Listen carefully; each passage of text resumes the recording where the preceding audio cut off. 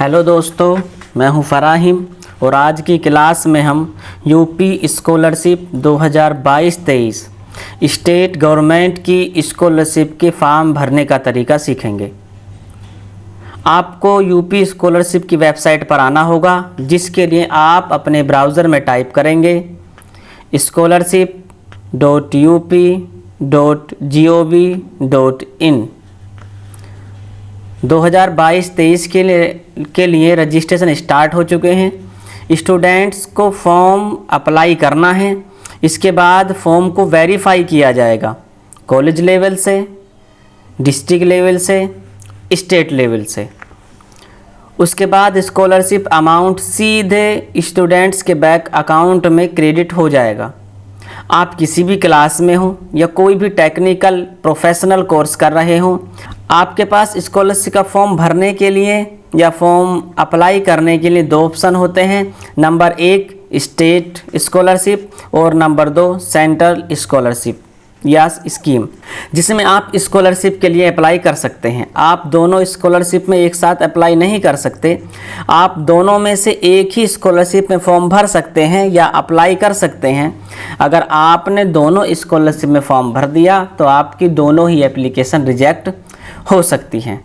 जी चलिए शुरू करते हैं। यहाँ हम होम पेज पर हैं। होम पेज पर सबसे पहला कॉर्नर स्टूडेंट्स का है, जो रजिस्ट्रेशन से रिलेटेड है। फिर इंस्टीट्यूट का है, रजिस्ट्रेशन से रिलेटेड। उसके बाद ये सारी डिटेल्स अलग अलग हैं। तो सबसे पहले हम स्टूडेंट्स पर क्लिक करेंगे। वहाँ क्लिक करने के बाद रजिस्ट्रेशन पर क्लिक करेंगे। जैसे ही हम रजिस्ट्रेशन पर क्लिक करेंगे तो ये वाला डैशबोर्ड खुल करके आ जाएगा, स्टूडेंट रजिस्ट्रेशन 2022-23। ठीक है। सबसे पहले है समाज कल्याण विभाग Uttar Pradesh for ST/SC journal के लिए। सेकंड है पिछड़ा वर्ग कल्याण विभाग फॉर OBC कैटेगरी के लिए। तीसरा है अल्पसंख्यक कल्याण विभाग फॉर माइनॉरिटी कैटेगरी के लिए। ठीक है। इसमें सबसे पहले है लिंक है प्री मैट्रिक फ्रेश का, सेकंड है पोस्ट मैट्रिक इंटरमीडिएट फ्रेश का, थर्ड है post matric other than intermediate fresh का, और फोर्थ है post matric other state fresh का। ठीक है। इसी तरीके से इधर ये तीनों लिंक है और इधर माइनॉरिटी में। तो मैं फॉर्म भर रहा हूँ OBC कैटेगरी में और मैं क्लिक कर देता हूँ स्टूडेंट्स प्री मैट्रिक आएंगे। यहाँ पर ये साइट खुल के आ जाएगी। इसमें महत्वपूर्ण निर्देश हैं, इन्हें हम पढ़ लेंगे। तो उसके बाद सबसे पहले हम डिस्ट्रिक्ट सेलेक्ट करते हैं अपना। ठीक है।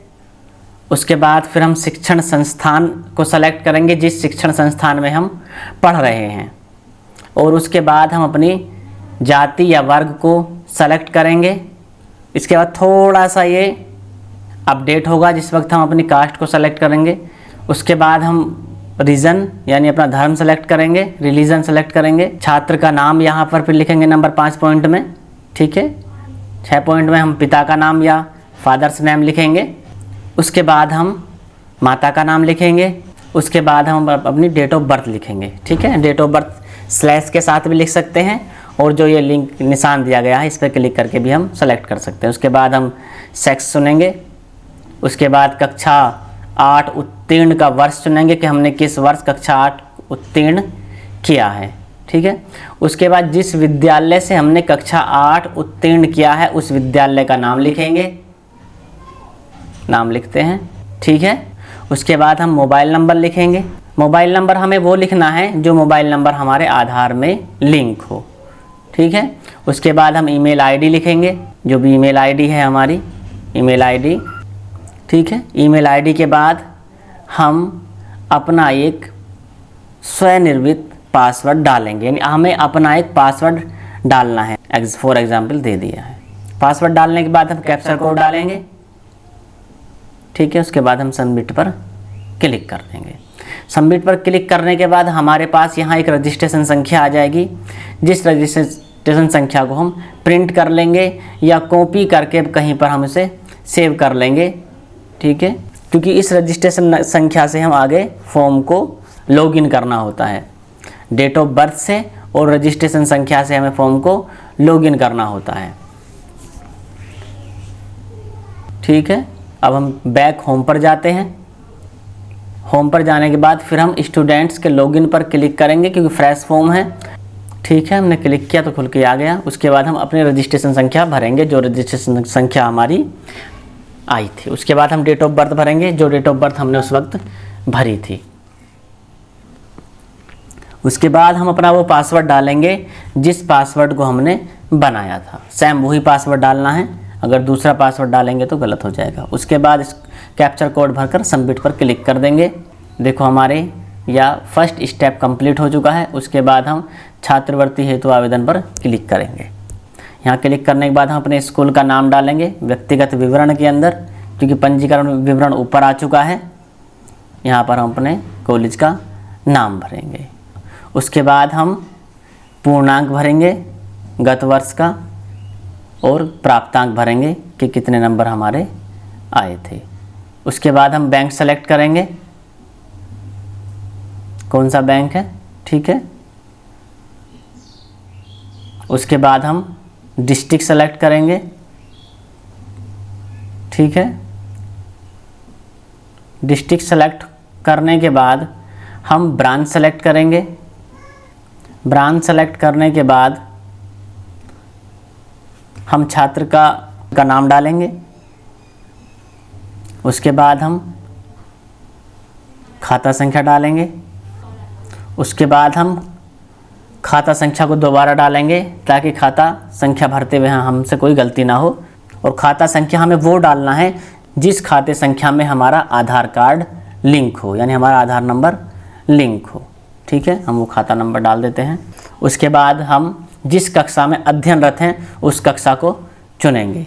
कक्षा 9 में बच्चा अध्ययनरत है तो कक्षा 9 चुनेगा, कक्षा 10 में अध्ययनरत है तो कक्षा 10 चुनेगा, ठीक है। तो ये बच्चा कक्षा 9 में अध्ययनरत है तो हम इसके लिए कक्षा 9 चुनेंगे। उसके बाद हम प्रवेश की तिथि लिखेंगे, जो भी जिस वक्त भी प्रवेश बच्चे का हुआ है वो डालेगा उस वक्त।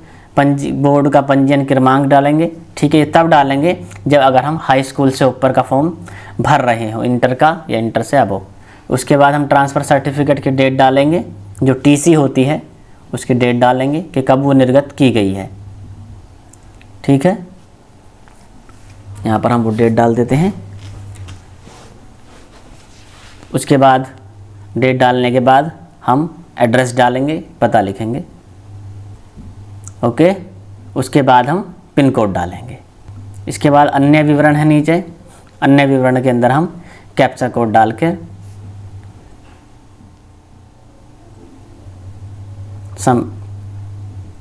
प्रमाण पर क्लिक करके सबमिट कर देंगे।